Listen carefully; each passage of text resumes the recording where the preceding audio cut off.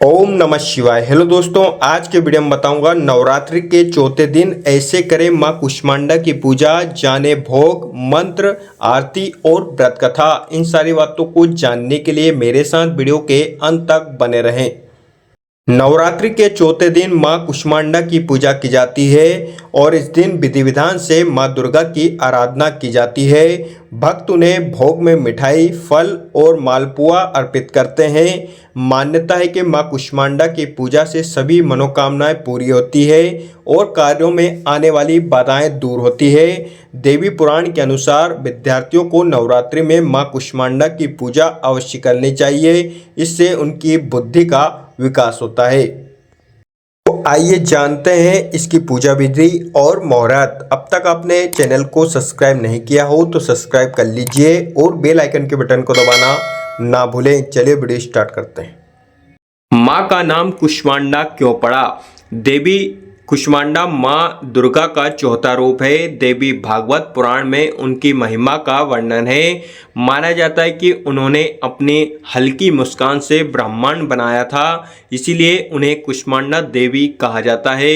सृष्टि के आरंभ में अंधकार था, जिसे माँ ने अपनी हंसी से दूर किया। उनमें सूर्य की गर्मी सहने की शक्ति है, इसीलिए उनकी पूजा करने से भक्तों को शक्ति और ऊर्जा मिलती है। ऐसा है माँ कुष्मांडा का रूप। माँ कुष्मांडा का स्वरूप बहुत ही खास है। उन्हें दिव्य और अलौकिक माना जाता है।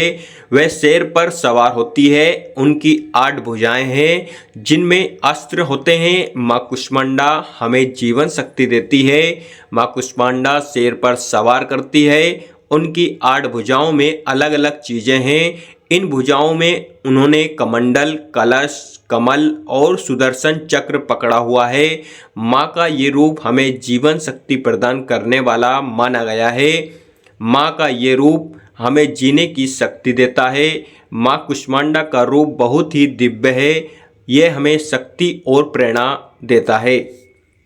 माँ कुष्मांडा का भोग। माँ कुष्मांडा की पूजा नवरात्रि में होती है और इस दौरान भक्त माँ को प्रसन्न करने के लिए कई तरह के उपाय करते हैं। माँ कुष्मांडा की पूजा में पीले रंग का केसर वाला पेठा रखना चाहिए और उसी का भोग लगाएं। यानी माँ को केसर वाला पीला पेठा चढ़ाना चाहिए और उसे ही प्रसाद के रूप में बांटना चाहिए। कुछ लोग सफ़ेद पेठे के फल की बलि भी देते हैं। इसके अलावा मालपुआ और बतासे भी चढ़ाए जाते हैं। माँ कुष्मांडा का पूजा मंत्र। ओम कुष्मांडाय नमः। बीज मंत्र। कुष्मांडा ऐं ह्रीं देव्यै नमः। ध्यान मंत्र।